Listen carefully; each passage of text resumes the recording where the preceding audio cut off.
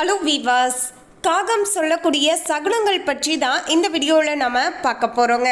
அதாவது தினந்தோறுமே எளிமையாக நம்முடைய வீட்டு வாசல் முன்பாக வந்து நிற்கக்கூடிய காகமானது நம்முடைய வாழ்க்கையில் அடுத்து என்னவெல்லாம் நடக்கப் போகிறது, நமக்கு ஏதாவது பிரச்சனைகள் வரப்போகுதா, இல்லை என்றால் ஏதாவது நல்லது நடக்கப் போகுதா அப்படிங்கிற எல்லா விஷயத்தையுமே பார்த்தீங்கன்னா சில குறிப்பின் மூலமாக நமக்கு முன்கூட்டியே உணர்த்தி விடுங்க. எனவே அந்த குறிப்புகளானது என்னென்ன, காகமானது எப்படிப்பட்ட சகுனத்தை நமக்கு கொடுக்கின்ற பட்சத்தில் அது நல்லதாக இருக்கும், சில நேரங்களில் கெட்டதாக மாறக்கூடும் அப்படிங்கிற எல்லா விஷயத்தையுமே நம்ம தெளிவாக தெரிந்து கொள்ளலாம். அதுக்கு முன்னாடி இன்னும் நம்ம சேனலை சப்ஸ்கிரைப் பண்ணலன்னா சப்ஸ்கிரைப் பண்ணிடுங்க. அப்படியே பக்கத்தில் இருக்கக்கூடிய பெல் ஐக்கானையும் பிரஸ் பண்ணுங்க. வாங்க வீடியோக்குள்ள போகலாம். காகம் குறித்து நீங்க சின்ன வயசுல இருந்து கேட்ட விஷயங்களானது என்னென்ன அப்படிங்கிறதையும் எங்களோட கமெண்ட்ல மறக்காம ஷேர் பண்ணுங்க.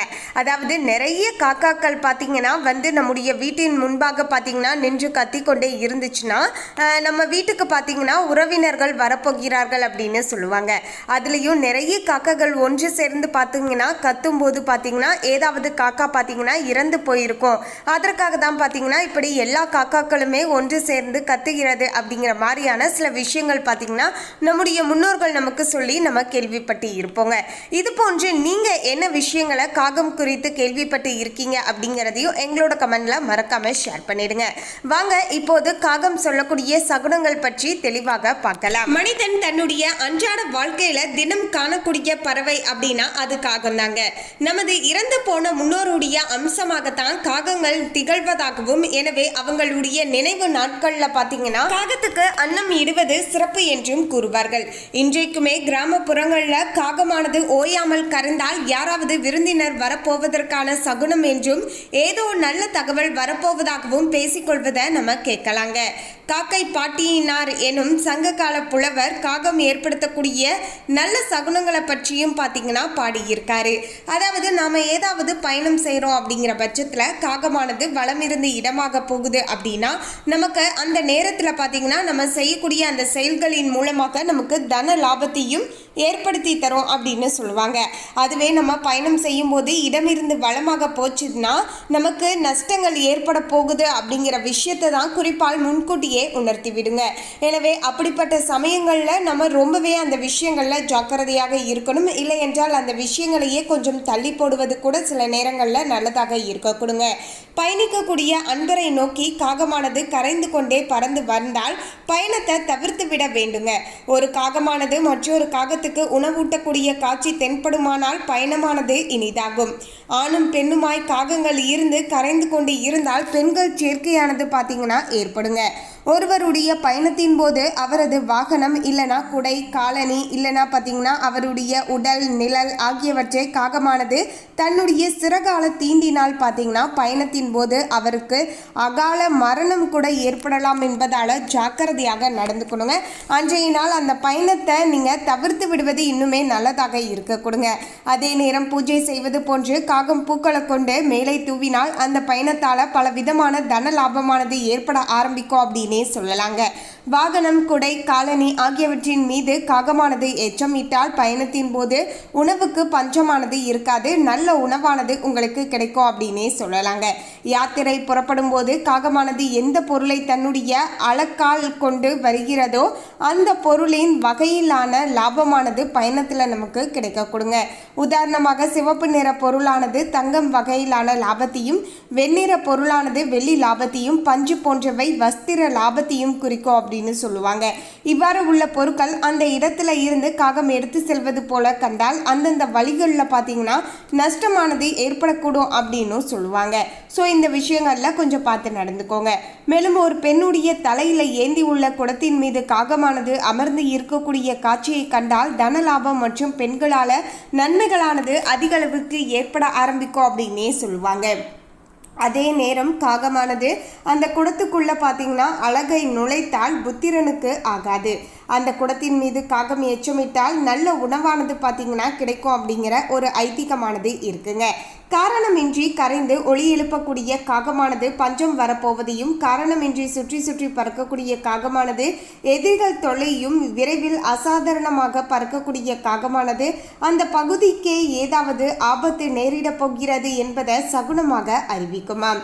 காரணமின்றி ஒருவரின் மேலே படக்கூடிய காகமானது அவருக்கு உடல் உபாதை நேரும் என்பதையும், இடமிருந்து வளமாக சுற்றி பறக்கக்கூடிய காகமானது நன்மையையும், அதுவே வளமிருந்து இடமாக சுற்றக்கூடிய காகமானது தீமையை நமக்கு ஏற்படுத்தும் அப்படிங்கிறது தான் பார்த்தீங்கன்னா குறிப்பாளர் நமக்கு உணர்த்தி கொண்டு இருக்கிறது. உரத்த குரல்ல பல காகங்கள் கூட்டமாக ஒரு ஊரின் மேலாக பறப்பது அவ்வூருக்கே ஏற்பட உள்ள பெரும் ஆபத்தை குறிக்குங்க. படை வீரர் பகுதியில் உட்கார்ந்து ஒளி எழுப்பக்கூடிய காகமானது யுத்தம் இருப்பதையும் பார்த்தீங்கன்னா உணர்த்துமாம். பொதுவாகவே எந்த உணவையுமே தனக்கென சேர்க்காமல் பிற காகங்களுடன் பகிர்ந்து உண்ணக்கூடிய சிறப்பு இயல்பு உடையது தான் இந்த காகம். இத்தகைய குணம் கொண்ட காகமானது நெல் போன்ற தானியங்களை அள்ளி சென்று சேமிப்பது நாட்டில் பஞ்சம் வரும் என்பதற்கான அறிகுறி அப்படின்னு சொல்லுவாங்க. நல்ல மரங்களில் காகமானது கூடு கட்டுவது நற்பலனையும், பட்டுப்போன எரிந்து போன மரங்களில் கூடு கட்டுவது வரப்போகின்ற துன்பத்தையும் காட்டக்கூடிய வகையில் பார்த்தீங்கன்னா அதனுடைய சகுனமானது இருக்கக்கூடுங்க.